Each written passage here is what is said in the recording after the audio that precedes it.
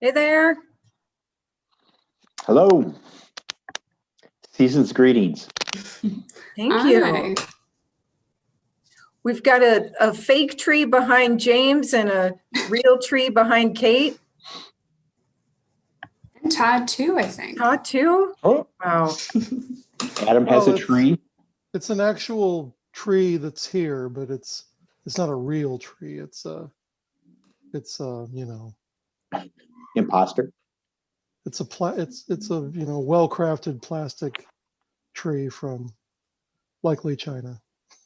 It's a forever tree. Uh-huh. I like that. Well, we'll get started here. Welcome to Pints and Politics, everyone. This is the last one of 2020. So it's been a strange year for politics and everything else. Before we get started, I just have a few announcements about Pints and Politics for 2021.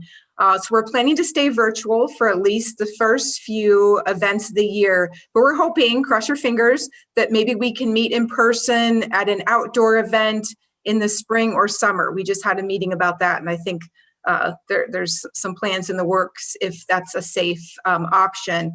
So there are no season tickets for 2021. Some people had asked for their 2020 season passes to be carried over, but I think the Gazette's gotten in touch with most of those folks there.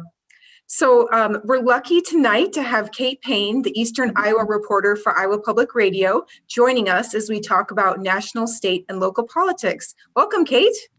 Thank you. Thanks for having me. Yeah. Our other panelists are regulars, our stalwarts that we have here are Adam Sullivan, Gazette columnist, Todd Dorman, Gazette Insights and editorial editor, and James Lynch, Gazette political reporter. Thanks for being here. You bet.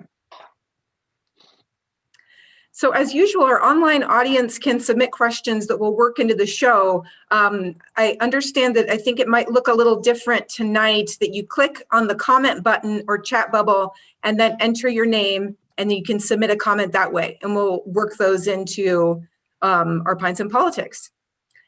So on Tuesday, the Electoral College confirmed Joe Biden's win for president of the United States. The same day, Senate Majority Leader Mitch McConnell finally acknowledged the victory and even praised Biden and Vice President-elect Kamala Harris. Meanwhile, Biden's moving forward with his cabinet picks and other appointments. So I wanted to ask the panelists of all the folks that are being appointed here, which pick did you find the most interesting? I guess as an Iowan, the Tom Vilsack selection was interesting. He served that term, served in the same job for 8 years of the Obama administration. He was, I think, pretty much one of the only guys who was around for a full 8 years of the Obama administration. Very much a status quo pick. There's, some progressives that are frustrated at him. They don't think that he's really, a reformer or somebody who's going to take serious action on climate change or hunger relief. At the same time, what did folks expect? So Joe Biden emerged as the least progressive candidate out of the field. Still more progressive than his predecessors, but he was nominated because he was seen as a status quo guy, a kind of return to the norm guy. So you're going to see his picks are going to be status quo and kind of establishment people. I would say maybe. Go ahead. Yeah, I was going to say it was sort of surprising to see Tom Vilsack take that job. I had talked to him in the summer of 2019 and sort of jokingly asked him about whether he would be interested in going back. And he didn't respond enthusiastically.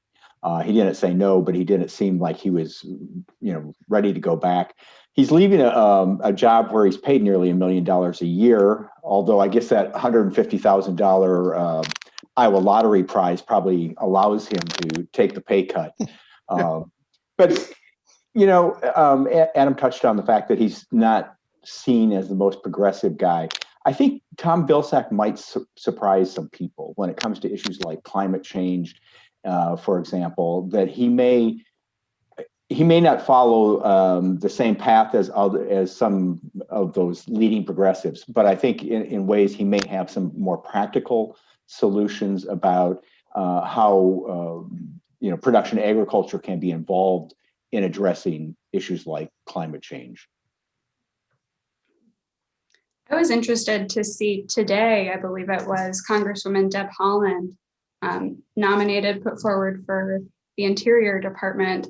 My understanding she'd be the first Native Indigenous person on the cabinet if she were confirmed. And so just in virtue of that representation, that historic nature of the nomination is certainly powerful. And as we've seen the incoming Biden administration sort of weigh, which picks to go out on a limb on, which picks to sort of take that status quo tack, that seems like sort of a gesture of openness to Native communities and maybe trying to plow some new ground in that area.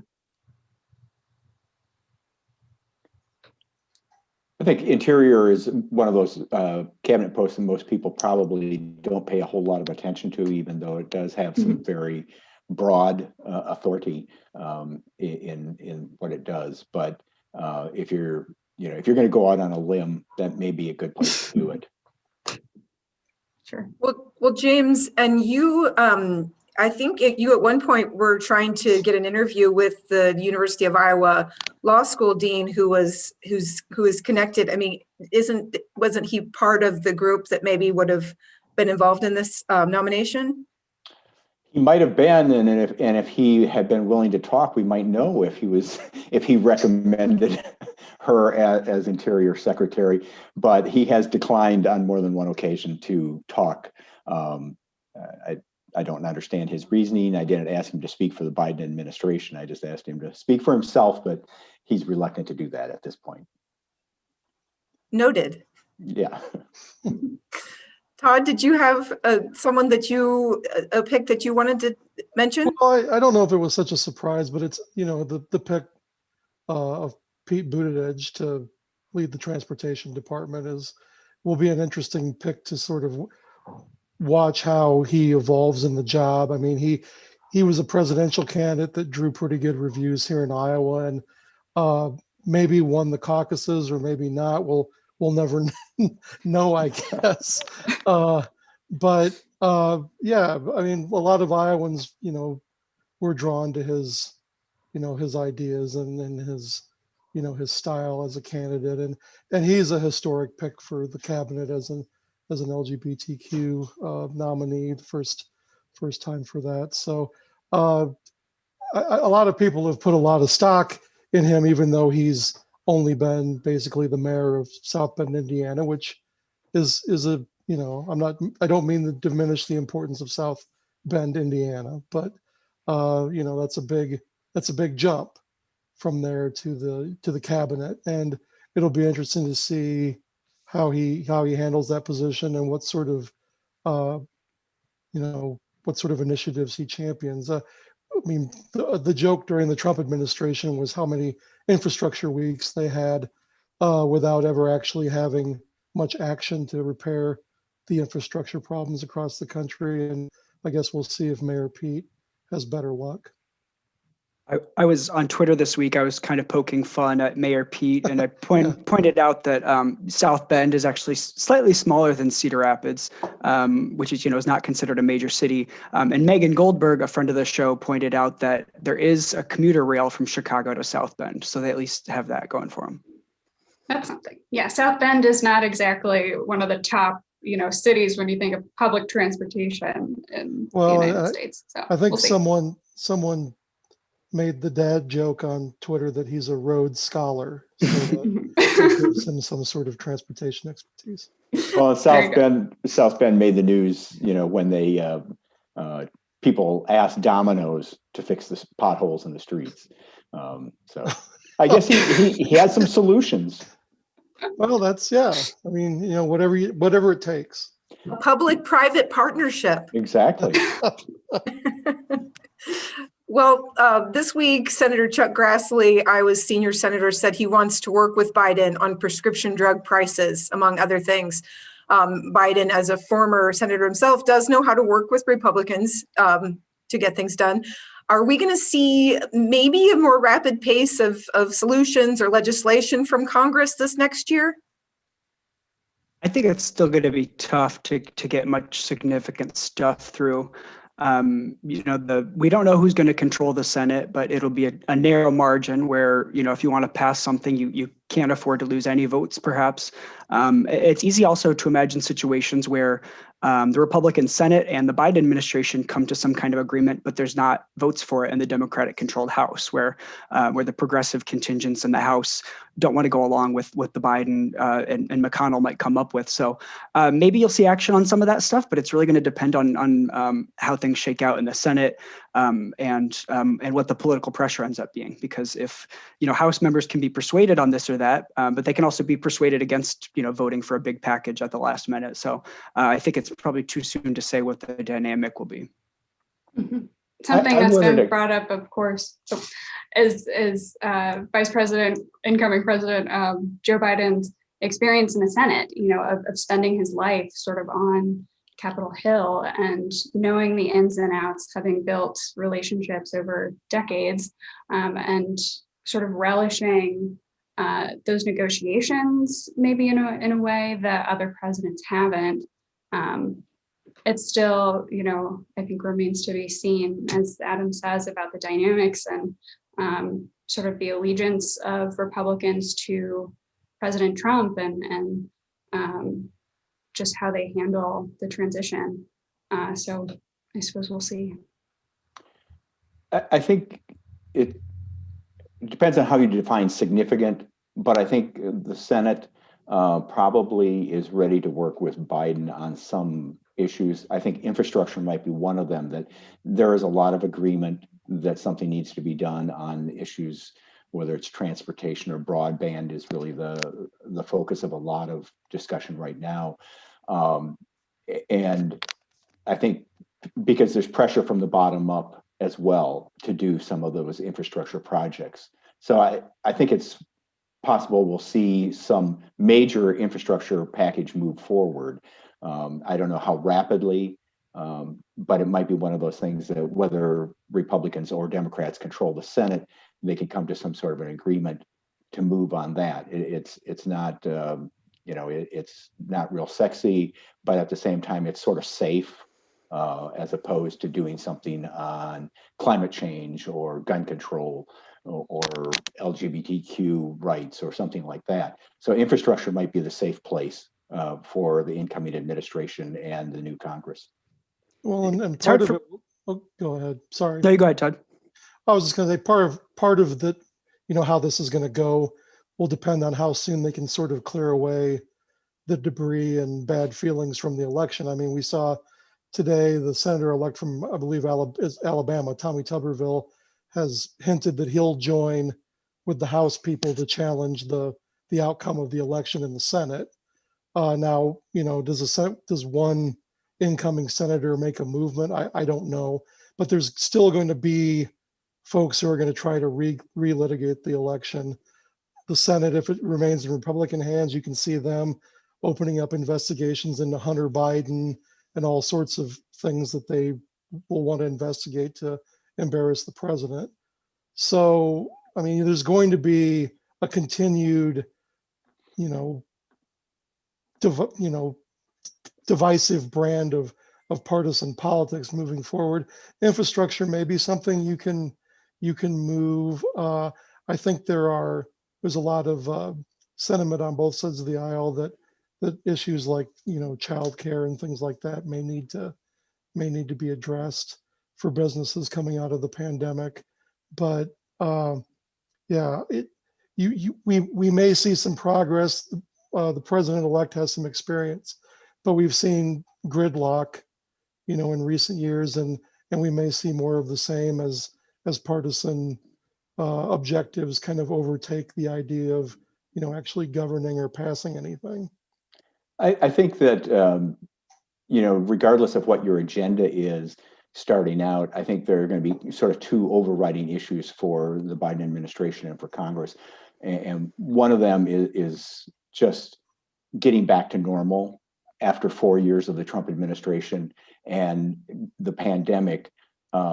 Just trying to get back to normal is going to be a big challenge, and it's going to take it's going to take more. I think Joe Biden is probably right that whatever the Congress decides to do in the waning days of this session is probably a down payment on a bigger package to help the country get back on its feet, to help the economy really get going again. And then, just putting all the Trump administration norm busting behind and maybe getting back to what in Congress they like to call regular order, a regular order for the nation is going to be maybe the highest priority. Well, I want to, some of the pressure to pass an aid package now is because, the Republican candidates in the Senate and in Georgia in those two runoff elections are sort of taking some hits on the fact that Congress hasn't been able to pass an aid package. So if McConnell can get one through and help those candidates, that may be the last aid package we see if Republicans keep control of the Senate. It also depends on what Donald Trump's going to do. If he, comes out on Inauguration Day and announces for president for 2024, that's going to be an interesting dynamic of having this sort of shadow president who some people think really won, kind of conducting business off to the side each day as the real government operates. So there's just so many variables at play that we don't know exactly how they're going to work out at this point. One of our listeners here asks an interesting question. What role will Vice President Kamala Harris carve out for herself? How could Biden best utilize her strengths? I think one interesting dynamic is I think everyone assumes, and perhaps the president has even said that he only plans to serve one term. Obviously, Senator Harris or Vice President Harris would be in strong contention for the nomination, but I don't think she's necessarily a shoo-in. And so I think that is, if she was trying to be president, certainly that would illustrate what she's trying to do. So she has experience in the legal system and the criminal justice system, but that is not necessarily the right set of experiences for the current moment. She's a law enforcer at a moment when we're trying to rein in some power because law enforcers have had too much power. Certainly, she's shown a willingness to pivot on those issues, but I'm not sure how credible it is. So, but I think it'll be interesting. And she's also a senator, and obviously she didn't serve there nearly as long as Vice President Biden did, but she certainly has friends and allies there, and so certainly that'll come in useful. I think with every incoming administration, they talk about the most significant vice president ever, that their role will be prominent. And then 4 years later, we say, who was that person? What did Mike Pence do? What was his role? And so I don't know. I think Adam's probably right that Kamala Harris will have to carve out her role for herself because otherwise vice presidents tend to kind of get overlooked. I certainly got the impression during the caucus cycle, she's not exactly a more ideological sort of politician. She seems to be much more of a party person as far as her allegiance to the Democratic Party and working within the party structure to guide policies along. So, as opposed to sort of like a Bernie Sanders type character in the party. So working towards consensus. She's also just an incredibly charismatic person. I went saw firsthand as she was campaigning through the state. And again, with her, the historic nature of her ascending to this office, I think it would be interesting to see if the administration sort of uses her perhaps in international relations, in forging relationships with our allies and getting her in the room and in front of folks and really sort of working her skill set there. I think Kate makes a good point about that. There's definitely a core of the Democratic Party where that has a strong affinity for Senator Harris, and she can really get them fired up. And so, if there's issues where they need to move certain senators or certain members of the House, she might be the one to make those calls to action to call those representatives and senators. The other thing that is, depending on how the election in Georgia goes, she may be making the tie vote, or I mean, breaking the tie on a lot of votes in the Senate, which would be a change from recent past. And it's been fairly rare when the vice president has had to break the tie, but it could be a regular thing depending on how that election goes. So I wanted to ask, Adam, about this. The U.S. House this week passed legislation, or not this week, but December 6th, that would decriminalize marijuana and expunge some marijuana convictions. That bill isn't likely to pass in the Senate, I'm reading, but the Senate did approve legislation allowing more research of cannabis. So on that second point, Adam, can you tell us a little bit about why a bill is needed to allow more research? So it's extremely difficult to research marijuana because it's in the classification of drugs that is supposed to have no medical value and has a high potential for abuse. Obviously, that's not true of marijuana. There's no serious person who thinks that's true of marijuana, but that's a relic in our law. And so the state of research is very limited.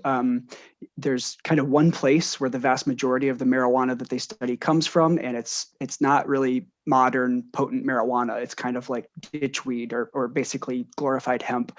So there's a lot of problems. So there's, we're pretty confident that marijuana doesn't have potential for abuse, doesn't have negative side effects that narcotic drugs do, but the level of research could be much stronger. And so that's what they're moving towards in the Senate. The House has already passed a bill that was like that. They would need to make a few tweaks to come in line with the Senate bill. But it's something that could get done this Congress, although they don't have much time. And certainly in the next Congress, if they wanted an easy bipartisan agreement, that would be where they go to do it. Chuck Grassley is a sponsor of the marijuana research bill. He's obviously not a big drug reformer, and it passed by unanimous consent in the Senate. So there's no one that in the Senate that even spoke up and wanted to vote no on it. So it's a small step, but it's this has been an incremental process from the start, and I think it's a positive sign.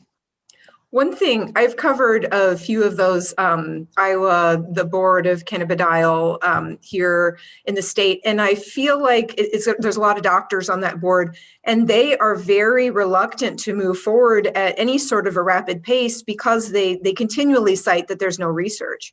So they don't feel like there is enough credible research about the health effects, the safety, and that kind of thing. So it seems like better research could push states like Iowa along. Do you think that is true?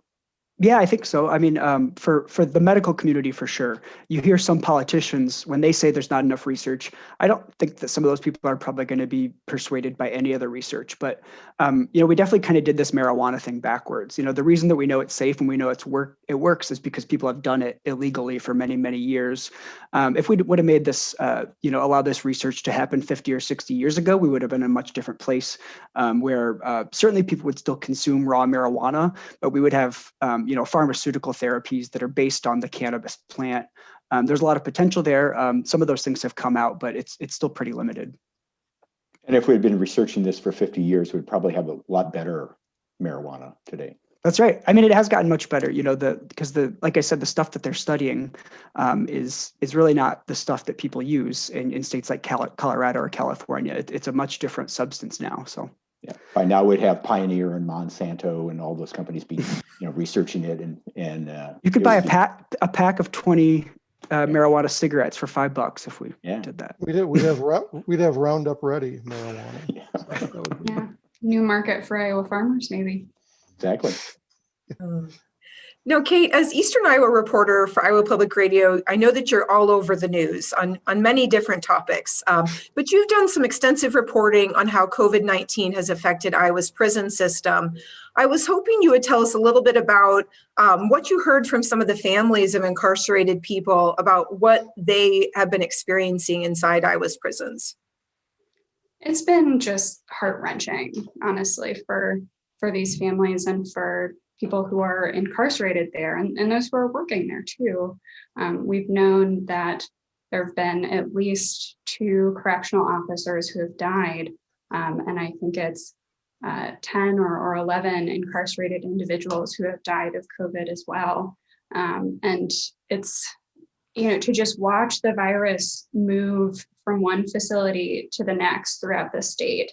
It's like, it just keeps happening, sort of the same progression again and again. And it's infuriating for families and folks there not being able to stay in contact with incarcerated people because they're in lockdown, 23 hours a day, just not knowing from an hour to hour basis how their loved one is doing, if they're okay, having questions about, are they getting sufficient medical care? It's just so difficult for them. Yeah, I got an email from a woman whose husband is in the Fort Dodge prison, and he was one of the few people who hadn't tested positive, and he was in a more severe lockdown than the other people. And then she emailed me and said, oh, well, now he tested positive, so at least I'll be able to get in contact. It was like, it was, almost a relief that now he wasn't going to be under this tight of surveillance because he, anyway, and I know that's just one side of the story, but it sounds like you had heard similar stories from other families as well. Well, and also issues with, and I've heard this from multiple institutions months apart, it's like deja vu all over again, of family members being notified that an incarcerated individual has tested positive before that person is told. They don't even know that they have COVID. And it's just like, what are the logistics here in communicating who is at risk, who has this, where are they physically in the facility, and how are we controlling the spread? There's just real questions about just the efficiency of how they're responding 9 months into this pandemic, and we just keep seeing it happen. Aaron and Kate, you both reported on our prisons are mostly at capacity or overcrowded. And so the logistics of keeping people safe, keeping people plugged into the resources they need when there's already not enough space in those facilities. And there's also documented problems, like you mentioned, Kate, with communications with families and with allowing inmates, both at the county level and at the state prison level, to communicate with family members. Those are pre-existing problems. And then, like we've seen throughout the pandemic, whatever gaps we have in our services and institutions, those have just really been exacerbated by the pandemic. And that's a persistent complaint from families as well of, okay, if my loved one is under lockdown 23 hours a day, and the only reason that they're still behind bars is because they have to get a certain treatment program completed, and there's no way for them to do that behind bars, they're not getting treatment. They're not getting benefits from this experience. They're just in a cell 23 hours a day. And so why can't that treatment be done outside? Why can't they be released, and we can alleviate some of the overcapacity issues as well? And we're just not seeing those kinds of changes happening at scale. I think that, today I believe I saw a story about asking whether prison staff should be among the first wave of people vaccinated. And I know that IPR reporter Cassidy Arena had reported on that the League of United Latin American Citizens of Iowa wants meatpacking employees to be in that first wave. I just wonder how are we going to get this figured out about who gets the vaccine? I wondered if the panelists could talk about how the state is deciding who gets vaccinated first beyond healthcare workers. Well, it's hard to talk about it because apparently they're meeting in secret to make these decisions. So it's hard for us to talk about it. But, I think that's, we could see that coming when you start talking about, who gets it first is, everybody can pretty much agree on healthcare workers. But beyond that, who should get it? There's this whole question about, where do you do the most good? Is it a matter of saving the most lives or saving the most years of life? Grocery store workers, are they essential workers? Are correctional officers essential workers?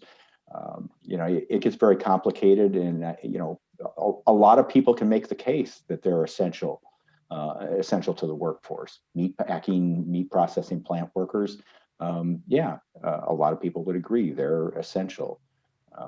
But as far as how that decision is being made, we really don't know. We had a meeting this past week with representatives from some nursing homes. They said that their expectation is that by early spring 2021, that all of their residents and all of their staff who want a vaccine will be able to get one.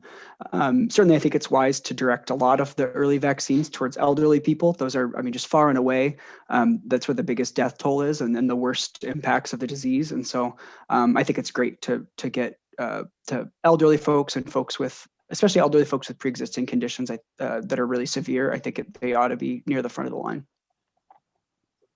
Yeah, well, as James talked about, there's an advisory committee of folks who are deciding who's going to be in each wave of vaccines.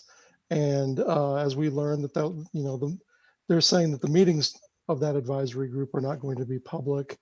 They want to, I was looking for the quote here, they want to have open conversations and ask, questions without the public, second guessing them or watching over these proceedings.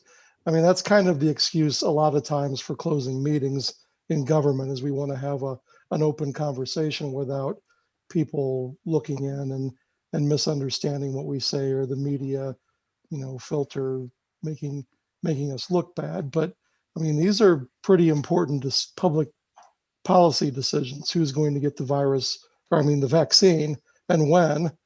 And the idea that they decided to do this in secret is pretty troubling. And, it's going to contribute to some mistrust down the road, as folks have said. The medical frontline people, that's the obvious choice for the first wave. Nursing homes, elderly people, the people who are the most vulnerable if they catch the virus. But beyond that, there's going to be some debate over who should go next, how the line should form, who needs it the most.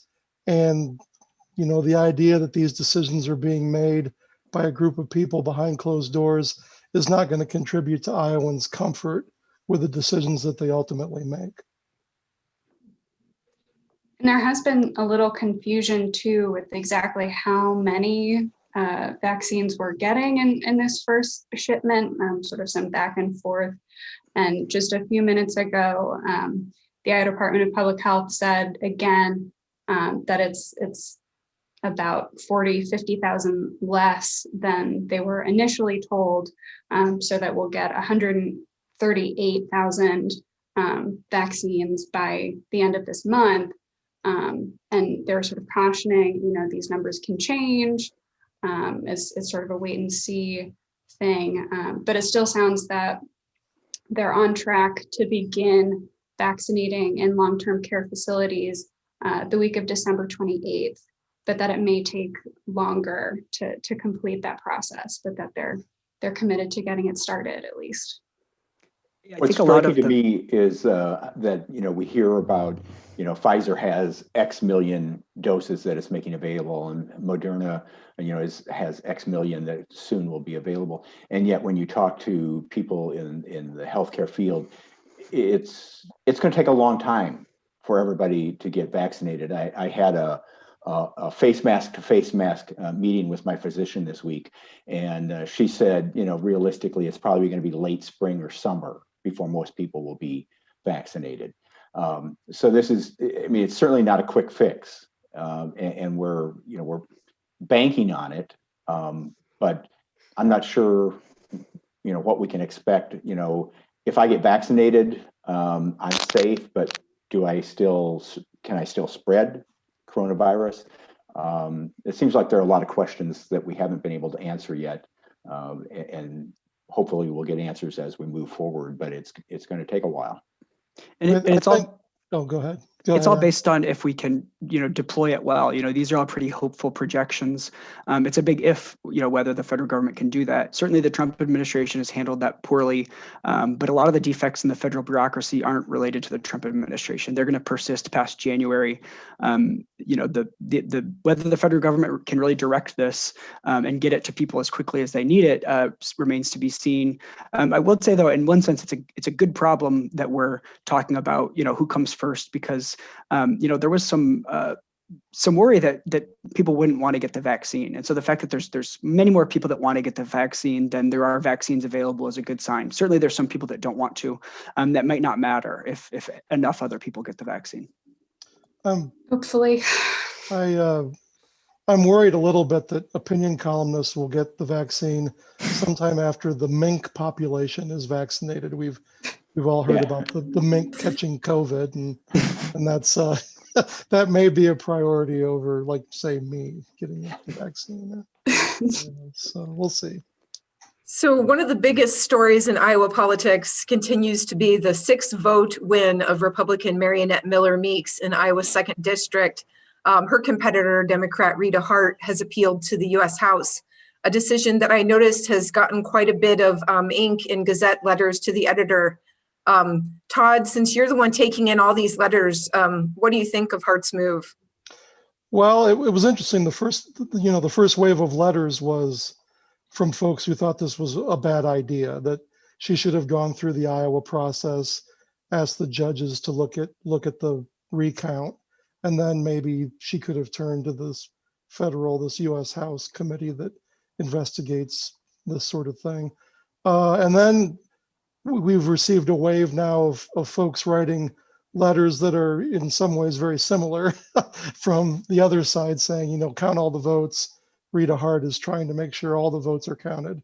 So I tend to agree with the argument that it would have been a good idea for Rita Hart to exhaust all of her state options before taking this to the U.S. House.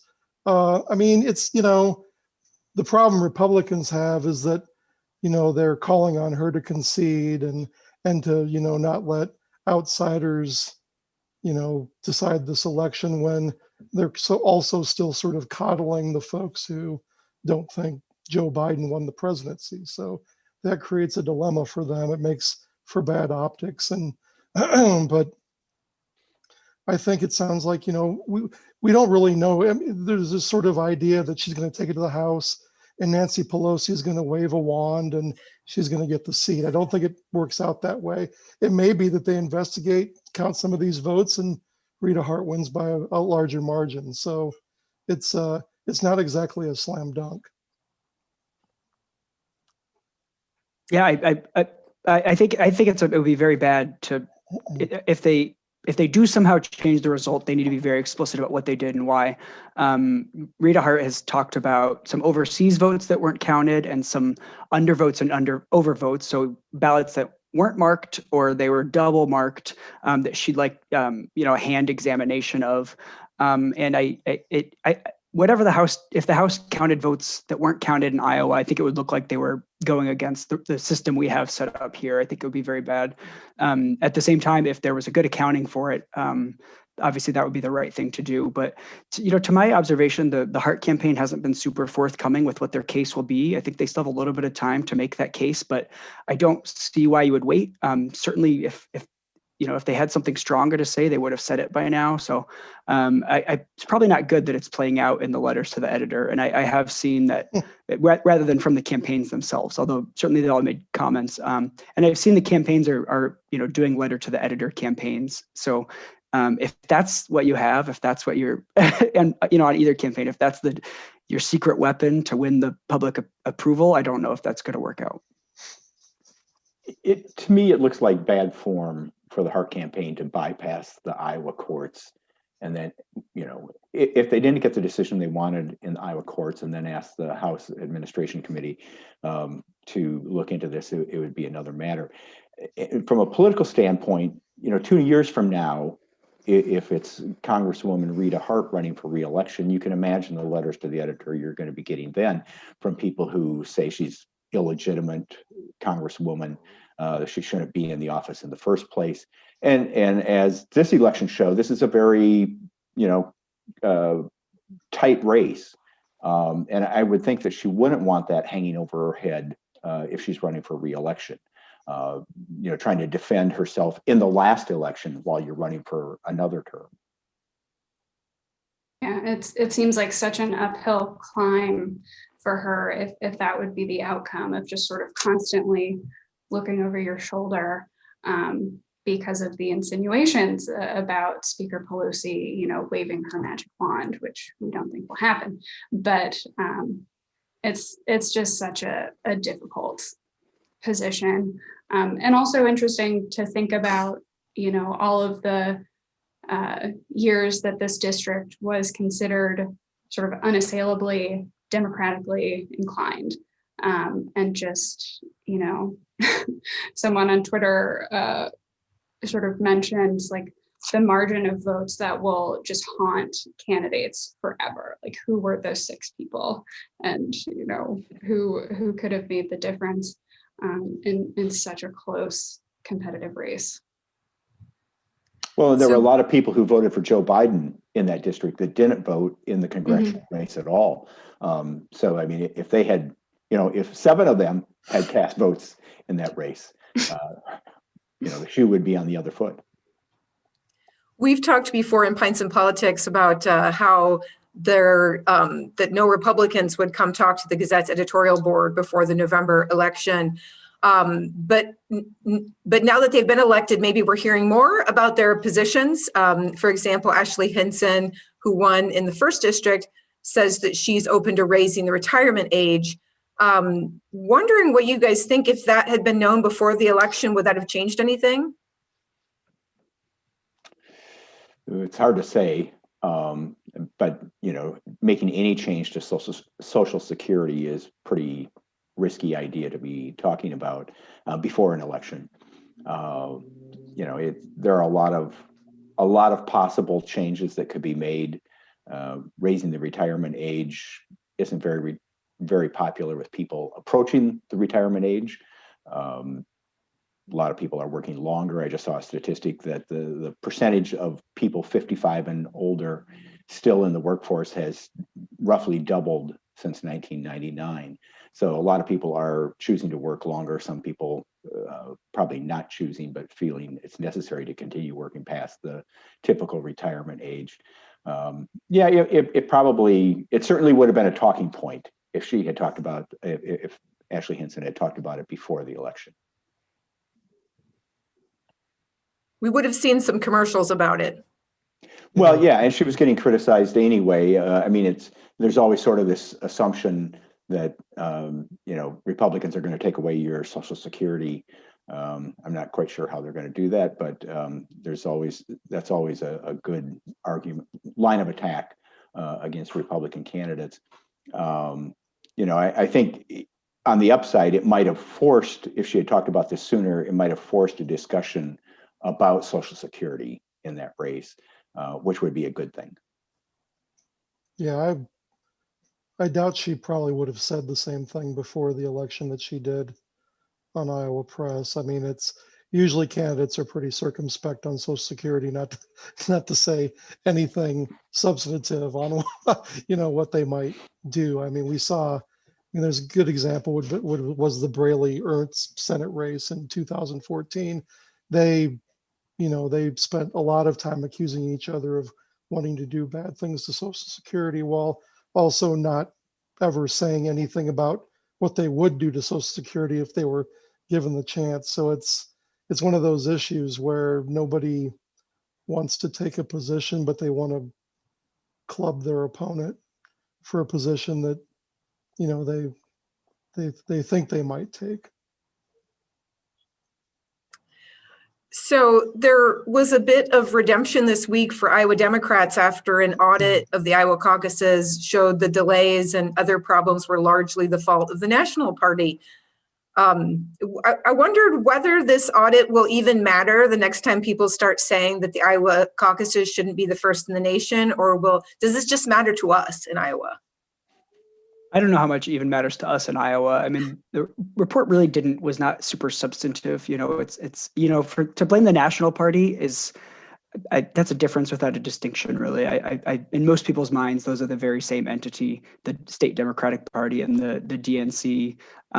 So I think, it's probably out of our hands what happens with the caucuses, at least on the Democratic side.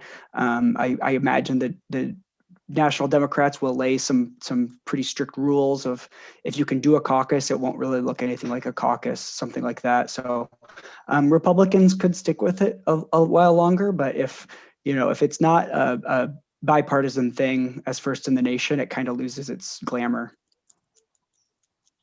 The caucuses really haven't been kind to Joe Biden, so I'm not sure that he's going to, throw his weight behind keeping Iowa first. On the other hand, Pete Buttigieg may, want to run again in the caucuses and get a clear outcome in his favor. So yeah, I think it's probably too early to know whether Iowa will remain first. I'm hearing lately from a lot of people who say, "Oh, there won't be any change. It's too hard to make a change." But I'm not sure that that's true. That changing the lineup would be that hard. And there's a lot of people who would, jump at the chance to be first.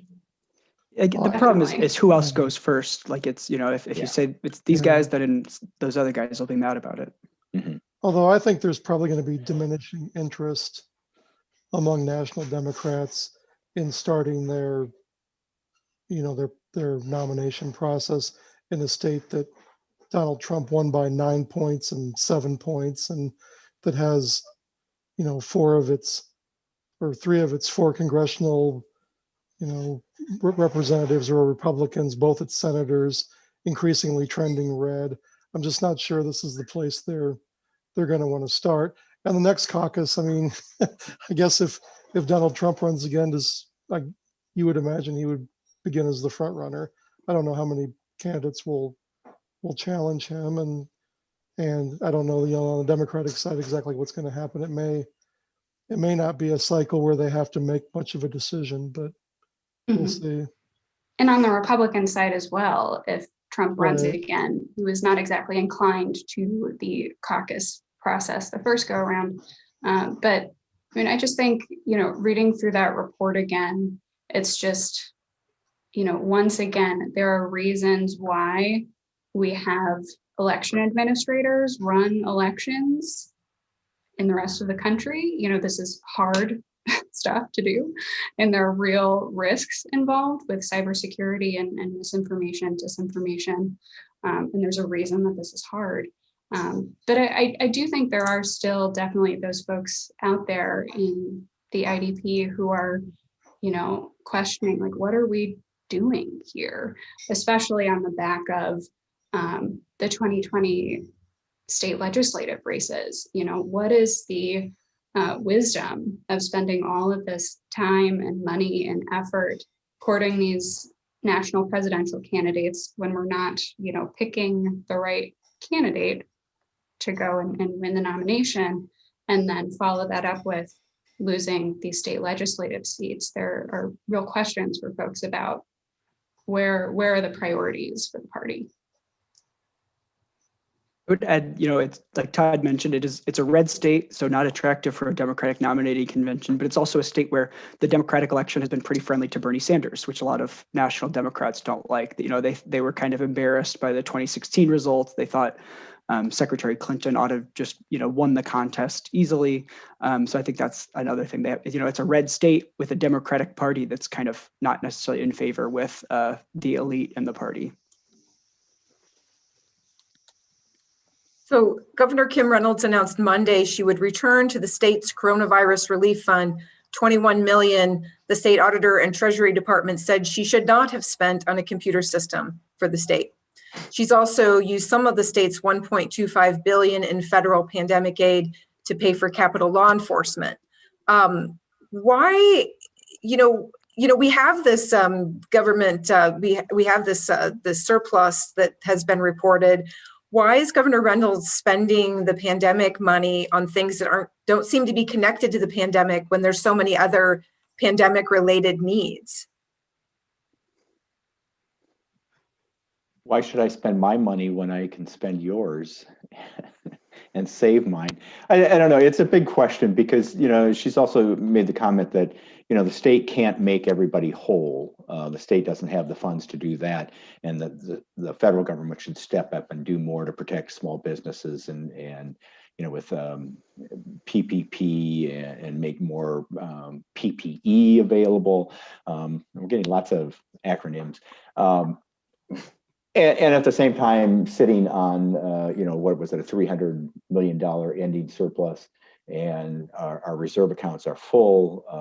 The popular expression is those rainy day funds are there, and it's raining.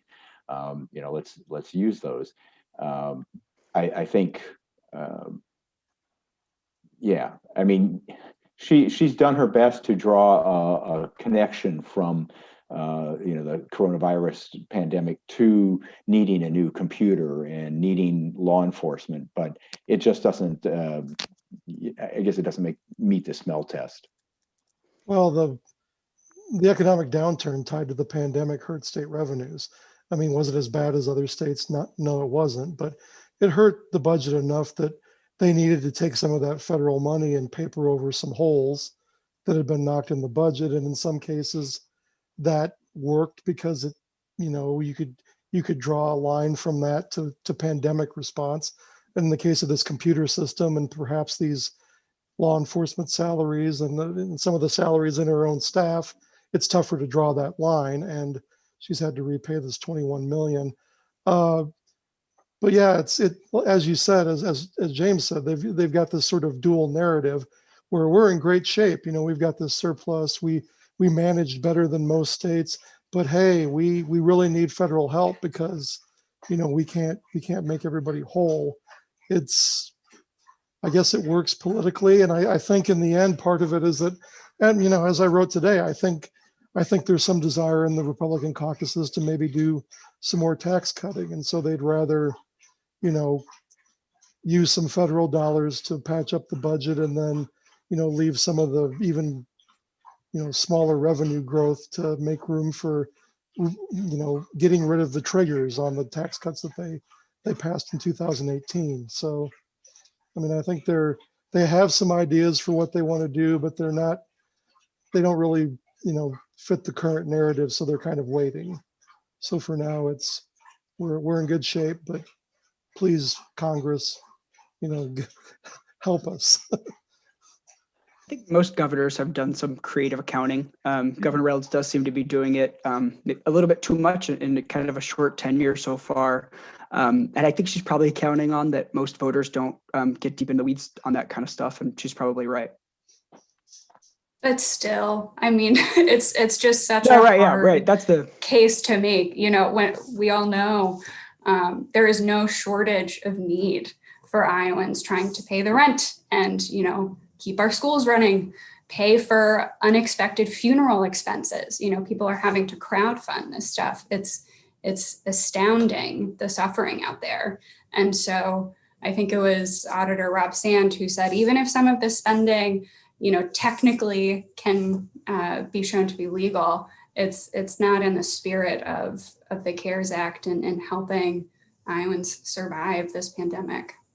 Well, and I remember when, Chuck Culver opened the Rebuild Iowa office out after the flood, and, Republicans raised hell over new carpet that they spent money on in the new office space. This $21 million and some of this stuff is a lot more expensive than that carpet was. And there were lots of accusations that you're wasting recovery money on carpet. Well, yeah, I mean, you should spend recovery money on recovery, and it should be clear that that's what it's for. I mean, that's the bar. So I had said earlier in the show that I had called Senator Chuck Grassley, Iowa's senior senator. And I know that James had pointed out some stories talking about whether our oldest lawmakers should whether they should continue to serve into their 80s or whether that is a fair thing to discuss. I wanted to just put out there, is there a way to legislate around that issue, or is it something that you just have to hope that people will know when to step down? Well, I talked to Senator Grassley this week and asked him that question, and he, said it's up to the voters to decide whether age is a factor in the quality of the work you do. And he said he's working as hard as he did 40 years ago when he first came to the Senate. He feels like his age is not a factor. And then he added, if you want to, put an age limit on service, whether it's in the Senate or on the Supreme Court or in the presidency, he said would have to amend the Constitution, and I don't see us doing that. So I think it's probably a moot point. It's not clear to me that it would be constitutional, much less that the House or Senate would pass it, because Right. So many of them are either in their 80s or are getting there or plan to stay in Washington until they're in their 80s. So I wouldn't comment specifically on anyone, their performance at that age, but it's hard to imagine that your performance isn't diminished at some level at that age. And also the way that both parties in Congress treat seniority. So not only are the oldest lawmakers still there, but they actually are pretty influential positions, because seniority is just is the main basis of earning leadership positions in the House and the Senate. So I think they can still do the job for the most part, but I would also just like to see us getting a new generation of folks in there. I don't want to see that many 60-year-olds in there either. Nothing against 60-year-olds. I just think that they people that age or more should have a proportional representative in the House, in the Senate. So we need to get some younger people in there who are hardly represented at all. Mm-hmm. There was a story a couple years back about a Capitol Hill pharmacist who sort of hinted at prescribing Alzheimer's medication for members of Congress. And, there are certainly questions there, but they're humans, they're humans like anybody else. And I think, Adam's right. There are sort of diminishing abilities there just naturally. And also questions about, when you are motivated to seek these higher offices, are you in the best position to sort of go out on top and make the decision to step away when you're at your peak capability? Well, and it's also a side effect of partisanship. There's a lot of pressure on some of these lawmakers to continue running for re-election because the parties want to make sure they can hold those seats, and having a longtime incumbent is a good way to do that. So there may be folks that would just as soon step aside, but the party comes to them and says, look, we can't afford to lose this seat. So it's there's a lot of pressure to stick around as long as you can. I think in a way it's an argument for term limits, and I'm not a big fan of term limits, but that would address some of the issues that, for example, that Adam was talking about, that you have these 80-year-old members of Congress holding chairmanships and wielding great power. The Republicans, I guess, to their credit, limit people 6 years as chair of any one committee. They can move to another committee and be a chairman, and if you have the seniority, that's a possibility. But to me, part of the problem is you have people who are there 40 years, and so there is no new blood in those seats. And I think it would help sometimes if we had people who were there for a shorter period of time and being replaced by people who were bringing fresh eyes and fresh ideas to Congress. And help for recruitment for the parties as well. If you don't see a place for you in elected office for the next 40 years because incumbents are staying around for half a lifetime, like how do you bring up the next generation?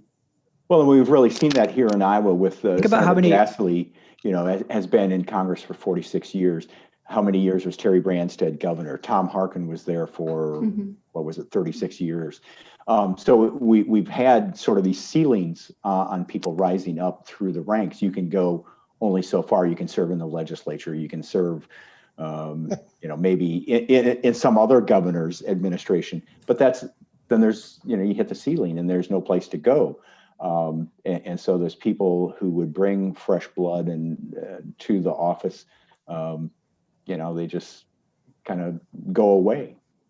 Young lawyers who hope to be attorney general are now retiring this year. Yes. Yeah. Adam, did you have a last point there? Just to say, it trickles all the way down to the state legislature. So in Johnson County, we have very senior legislators. There hasn't been a lot of opportunities for other up and comers to run, even though a lot of people would like to. Finally, this year, we did have a primary challenge, which I think is healthy. I think we should have more primary challenges. All right, well, we're nearing the end here. I just had a final question I wanted to ask you guys. So it seems like the best news story of 2020 might be the development of an effective vaccine for COVID-19.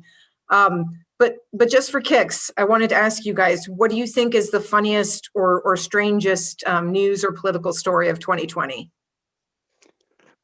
I don't know if it's the weirdest or strangest, but my favorite weird one was when me and Todd interviewed Marianne Williamson, and she advocated for staying in Afghanistan. Like, I thought she was like a peace candidate, but she gave me this really weird curveball answer. You can find it on YouTube. Okay. I personally have loved the fandom around Dr. Anthony Fauci. I think he was nominated for Sexiest Man of the Year. Like, it's just gone to a whole other level. They're like bobblehead dolls. And I saw some soap, like Fauci shaped soap. Okay, yeah, sorry. Yeah. People's dogs and children, being named after him. It's just so touching, especially just for all of the work that he's done, for the country. And just as a scientist, I love it. It's great. Well, in terms, funny at times, often tragic, and certainly the strangest news story of the year has been Donald Trump. Every day, it seems like. And I mean, because how many times have we said, he can't do anything worse. And then the next day, he makes a liar out of us. I think it's probably a tie between the briefing at Four Seasons Lawn and Landscaping and murder hornets. I'm betting that Four Seasons Lawn and Landscaping can help you deal with your murder hornet needs. The year's not over. So no! I mean, we don't know what else we're gonna get. We've got a couple of weeks almost. It could, more than a couple of weeks. Well, with smiles on our faces, we will end the last Pints in Politics of 2020.